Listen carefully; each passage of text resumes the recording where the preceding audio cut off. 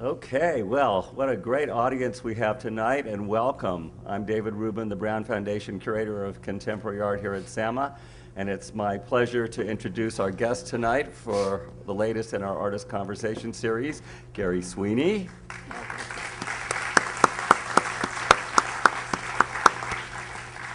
A few quick announcements before we begin. Just a reminder to please silence your cell phones. I also want to thank our sponsor for this evening's conversation, Susan Toomey Frost. Thank you so much. And then just a few dates to remember. The Missing Piece exhibition is up through July 31st, so just 2 more weeks if you want to remind folks who have not seen it yet or want to revisit it.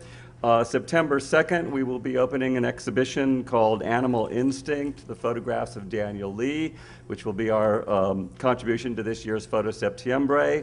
And there will be a free public opening on September 2nd from 6 to 8 p.m. And on September 6th, I'll be holding a conversation here at the same time, 6:30 p.m., with Daniel Lee. He's a Taiwanese artist living in New York, and he does amazing digital work with hybrids of animals and humans, so something to look forward to. But tonight, I'm really looking forward to talking with Gary Sweeney, and so let's commence. Can we have the lights down over? Thank you. So, Gary, your humble beginnings in Manhattan Beach, California? Yes, my humble beginnings. It was a very much of a middle class, white bread existence. It was right out of a TV. My parents, my father worked as a detective in Los Angeles, and my mother stayed home, and we went on vacations, and we went on driving vacations, and this was in the 50s and 60s, and we were a couple blocks from the beach, so I misspent all my youth down there. So let me ask you, when you went on vacation, did you go to another beach, or did you? No, we went driving to Arizona and the Grand Canyon and all the road trips that people went to. So you really saw America. Yes, I saw America. Well, we didn't get past the Rockies, but we would drive around before the Interstate 6 was developed, and we went on Route 66. And later on in 1964, we drove across country. But it was a very uneventful childhood. I have a sister, and my parents loved each other until they died, and they died of old age. We didn't have any childhood tragedies or anything. It was a completely, the real American dream. It was a milquetoast existence. But we did. My grandmother was I think there's a picture of my grandmother. She was a painter, and so we went to art museums and things. So my parents were involved in arts. So what museums do you remember visiting as a child? The LA County Museum of Art, and then in 1964, when we drove across country, I remember seeing Robert Rauschenberg's piece with the goat and the tire through it. Monogram. That was in 1964. And in 1966, they took me to see Ed Kienholz's backseat Dodge at Los Angeles County. At the LA County Museum. And that was a very controversial. I didn't know what they were doing in the backseat. No, I was in Los Angeles too, as you know, growing up, and I was in high school, and that was a front page item on the LA Times. Oh yeah, it was quite a controversy. But in 8th grade, I remember. Just let me, for those who don't know, it's Kienholz made an assemblage sculpture called Backseat Dodge, and there was basically a couple going at it in the backseat of the Dodge in the sculpture, and it was about 1965, I think. That was really created a big uproar in Los Angeles. But when I was in 8th grade, one of the teachers took several of the students who were interested in art up to the LA County Museum, and I remember Ed Ruscha had a big painting of a Spam can. Yes. And he had written Spam in pencil, and on it, sort of off in the corner, and my teacher went to the guard and reported that somebody had vandalized the painting. And really? Yeah. The guard calmly explained to her that the artist did that. So Well, those things had an impact. Here's some on me. other shots of you growing up in There I Southern am. Cal, and I find these interesting because there's all this signage behind you. Right. And Well, actually, after my father retired from the police force, he opened up a hardware store. So that's in front of Sweeney's Hardware in Manhattan Beach, and that's my grandmother. She lived downstairs from us, and she painted in the style of Modigliani, and she was quite a character. Maggie Sweeney, and she.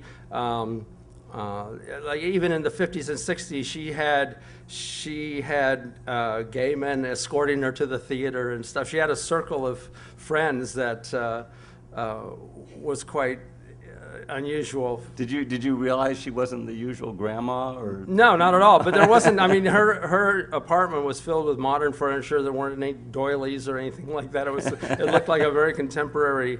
She actually drove my father and aunt to California from Oklahoma in the Dust Bowl. So she was a very she was a very determined, self-sustained Let me ask you, woman. growing up in Manhattan Beach, did you surf as a kid? Yes. It was the law. We had to surf. No, I surfed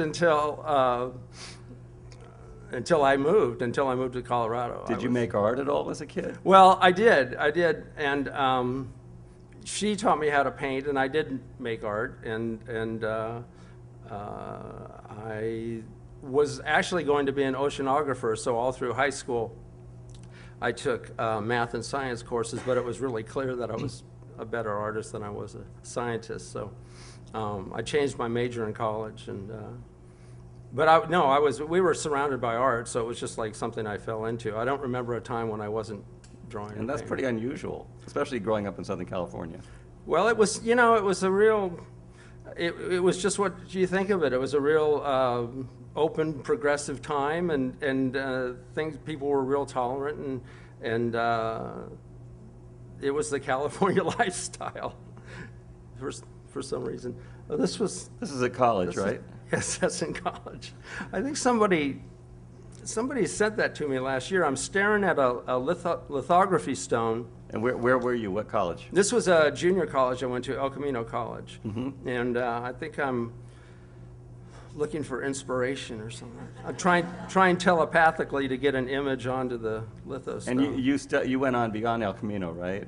Yes, I went to UC Irvine. UC Irvine? Mm-hmm. And was that when Barbara Rose was teaching there and some of those folks? No, she wasn't there at the time, but there was James Terrell and Ed Moses, and Right. It was quite a progressive school. But fortunately, I got a training in junior college with life drawing and things, because when you got to Irvine, it was all art theory, and they weren't going to have anything to do with figure drawing, or it was all. A lot of pretty important artists came out of that program, like Chris Burden. He was probably there right before you. Chris Burden graduated the year before I got there, and Alexis Smith, and it was a very great education. I didn't have to, and I hung around with 6 or 7 really brilliant students. That's, for you students out there, that's a good career path. Hang around with people that are better artists and smarter than you, and it'll help you in your career. Oh, Is that your grandmother again? Yes, that's Maggie. She's holding a spray can. This is a Christmas card I did, and I'm holding a bottle of wine too. That was Red Mountain wine. It cost $1.59 a gallon. So, I like the finer things in life even then. And now in your adult life, you actually do have a day job. I do have a day job. Tell us about your day job. Well, I graduated from college, and then I kind of sat back and waited for the art world to beat a path to my door, and that didn't happen. I don't know why, but so I had to get jobs, and I had a series of odd jobs. I could always work at the hardware store, but I did some work for the LA Times, and I was actually a butler at Hugh Hefner's house, and I was and I did construction work, and I had just gotten through framing some houses on Venice Beach, and I was kind of out of work, and out of the blue, a surfing buddy of mine called me up and asked me if I wanted to be a baggage handler, and which wasn't in the top 200 jobs I would have ever thought of for myself, but I was out of work, so I took the job, and 31 years later, I'm still a baggage handler. The picture in the corner was a Christmas card of mine. That was taken when I was in Denver. But Okay, so let's look at some of your early artwork from the early 70s. Is this while you were in school? this was actually, yes, I was in college, and of course minimalism was at the fore, and I did this whole series called the Windows series. It was a solo show, and I built these canvases that represented windows, and I had things coming out, and I had film positives that I painted and I put on them and things. And actually, this doesn't suck as bad as I thought it would. I actually kind of like this series. I like some of the things I've done in college. I look back on and Well, you didn't, shake as my head. we'll see, you didn't photo document a lot of your early No, work. I didn't. Well, at Irvine, it was all, you know, Yeah. with James Terrell as a professor and stuff, you did these Ephemeral. installations and these Ephemeral. ephemeral temporary installations, and you might have string hanging from them, and you didn't really take slides, and I didn't know that 40 years later somebody would want to see these things, so I didn't document a lot of that stuff. But So this is also from the Windows series. yeah, that's part of the Windows series. And what's going on? What are we looking at through the window? Oh, I did these, you know, Polaroids. I took some Polaroids of windows and I painted them and then removed the paint and things. I can see a little Rauschenberg influence in those. Yeah, my brilliance is coming through right then. Okay, well, this is a bit more adventurous now, but we've really jumped forward. We did jump forward. 13 years. What happened in the interim? I went to prison. And, no, I didn't go to prison. You just didn't document anything. I just was kind of a lazy artist, and when I did make art, I didn't take slides of it. And this is a. So how did you- I moved to Denver in 1982, And why was that? What led you to Denver? Continental Airlines. I kept getting furloughed in Los Angeles, and so Denver was their hub. And so I transferred there, and I moved there, and I didn't know anybody. But they had a really lively alternative art scene, and they had an alternative art space called Pirate that's still in existence, and it's been going on since 1980. And it was a very lively group of people. And this was a show I had. It was an installation honoring a Japanese mountain climber named Naomi Uramura, who climbed Mount McKinley and disappeared. He was a national hero in Japan. He would make these ascents to all the highest mountains in the world, and but it was called "What a Place to Die So Far Away from Home," which is a passage from his diary. And so these are woodcuts, and I painted onto the wall, and then I did a full-size version of him. And What's the photographic image in the back there? it's not a photo image. Oh, it's not. It's actually a piece of wood that's carved, and it sort of represents a blizzard type of condition. And of course, it all has text on it. So I was doing a lot of work with text. Even Were you then. doing text in that 13-year period? You Yeah, were doing- I really, I think when I first saw Jasper John's pieces, I really locked into the idea of using words, and it has never left me. I've tried to get around it, and I can't. Well, and of course, Ed Ruscha's span. Ed Ruscha, Ed Ruscha influenced everybody, and John Baldessari influenced everybody when I was in college. I saw a Terry Allen show called "The Night Gorgeous George Died" at the Claire Copley Gallery And when Terry I was Allen's in from college. Texas, for those who Yes, don't yes, know, and that yeah. really had an impact on me. And Dennis Oppenheim and James Terrell did gave us a slideshow on Marcel Duchamp, and gave a 2-hour talk on Marcel Duchamp that really had an impact on me when I was a student. So all those little things that came through eventually filtered out into, my work today. It takes a while after you get out of college to really absorb everything that you learned and find your own voice, I think, for me anyway. This was... And tell us about the voice in this one. This was, I was actually, I used to surf in Hawaii a lot. So a lot of my friends from high school moved over to Hawaii to grow pot after we graduated. And so I went to Hawaii a lot. And my mother grew Cattleya orchids. And so the Hawaiian Hawaiian word aloha means hello and goodbye and I love you. And so I put those together with one of my mother's orchids. And then all pow means it's over. So it's kind of the last one. It's sort of a. And what were you referring to as being over here? Well, the relationship. The orchid on the right is dying, so it's a little mini story.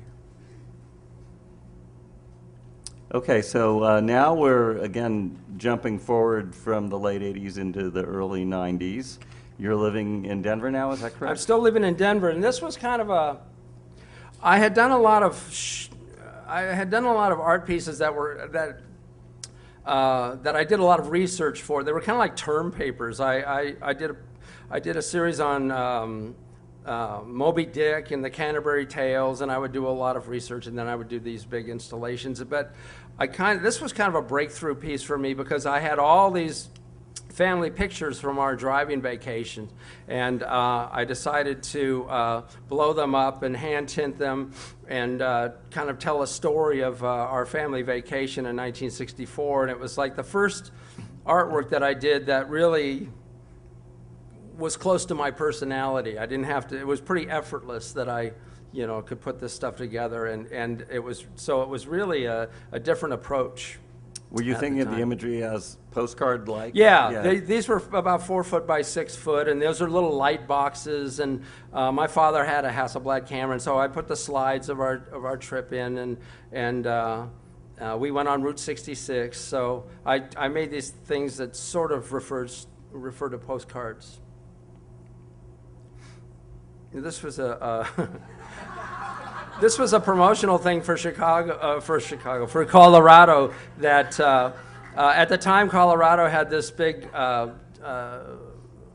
what you would call a promotional thing that said Colorado and no place else. And it was on all their bumper stickers and stuff, and so I thought I could do something better. Okay. That's a photograph my father took, and then I hand tinted it and then added that. And this was, tell us about this diptych. This was one of the first pieces where I routed a line drawing. And what does that mean, routing? A router is a piece of machinery that makes a big gouge in, and I wanted to kind of make it refer to sort of a child's or a teenager boy's like woodcut set, except the router is like a mechanical thing that makes a better line. And these are like semaphore flags, and I had enough pictures of me as a Boy Scout to do a whole series of things. It also reminds me that I've had the same haircut since I was 10 years old. And this is actually a public art project that is in my hometown, facing the Scout, the Scout house that I was a Boy Scout in, the Scout headquarters. And it was, they asked me to do something that was in 1992, so I came up with a John Milton poem about turning 40, and it says, "How soon hath time, the subtle thief of youth, stolen on his wings my 40th year." And so it happened to be the year I turned 40, and I used semaphore figures. And it's actually still up.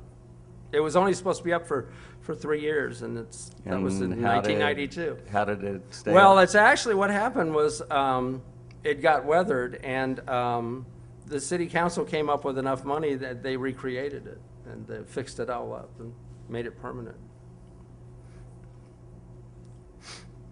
This is a piece in downtown Denver. They wanted something to promote Colorado, and it was by the convention center. And this is actually a picture of my wife's family, and in their Econoline van. And the young lady right there. Nobody can see where you're pointing, Okay, Gary. the youngest child is my wife Janet, sitting in the audience, and so. And so this was. Is this still standing? It or, is. Yeah. This is still up.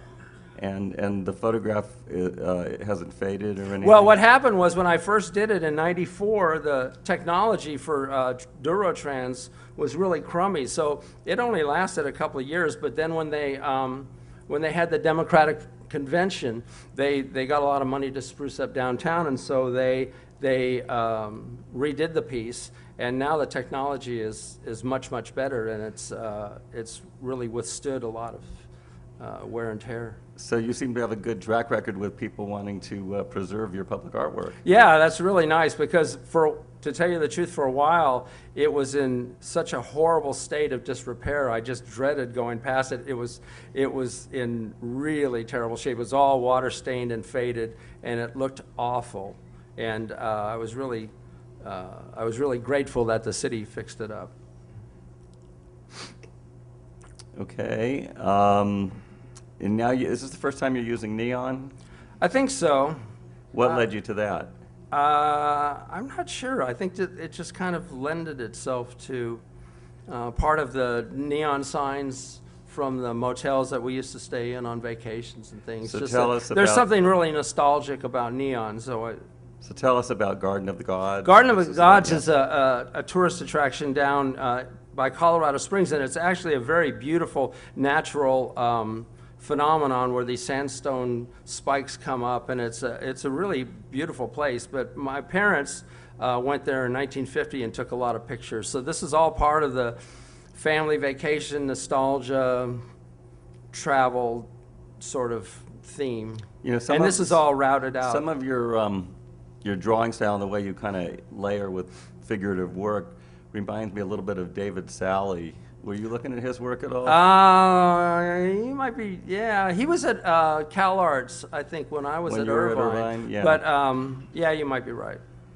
I didn't do it on purpose, but I think you might be right. No, it's okay. I mean, you know. Actually, funny story. I actually thought I was the originator of the routed art, and I was really brilliant for thinking of it. And then I moved down here, and the first show I saw was Ken Little and his routed hand pieces, and I thought, God, But isn't that always can't- the way, huh? Can't catch a break. No. So for all happened the- later on for too all with my. I mean, it's really not important though who's first. It's what you do with it. Well, yeah, I think so. But I thought I was so friggin' clever to be the first one, and then it turns out that. And there's Ricky Almendarez too that does it very well. So It's what you do with it. it's what you do with it. Yeah. Okay. So These here are we at pictures the- that my father took in 1950 at Garden of the Gods, and I blew them up and hand tinted them, and cut them out, mounted them and cut them out. This is in the collection of the Denver Art Museum, and then in the middle is a slide that he took while standing in the four corners. They have a platform where you can stand in all four states at the same time, and so that's a little light box. So it's a light box installation, light box mounted over the photographs. Uh-huh. Mhm. This was this was my best public art project to date. This was at the Denver airport. And how did it come about, being a baggage carrier Well, who suddenly is doing an installation at the airport? well, it was actually an open call from around the country, and Great. I was one of the finalists because my stuff dealt with travel and nostalgia, and they wanted something specifically for a hallway that went to the baggage claim area. They wanted something with humor, they wanted something related to travel, and they wanted something to take people's mind off of the weight that they have for their bags. They wanted something for people to look at while they were looking at their bags. So when it came for the interview, I just completely oversold myself. I said, "Listen, I'm perfect for this. My stuff is perfect for this. You need to pick me." And they did. Did you tell them that you were a baggage carrier? They knew I They was. knew it was, yeah. okay. And that was Can you it. describe what's going on there? Well, this is. Hold on a sec.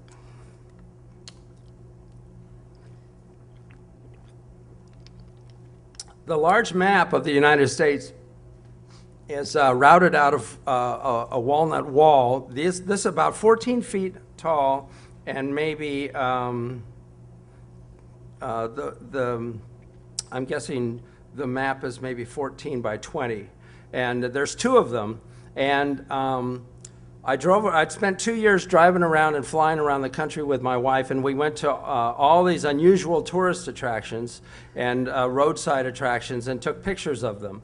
And so this has there's two of these and facing each other. So there's about 350 places that we went to that include like the Barbie Doll Hall of Fame and the world's largest ball of twine, the Cookie Jar Museum. There's a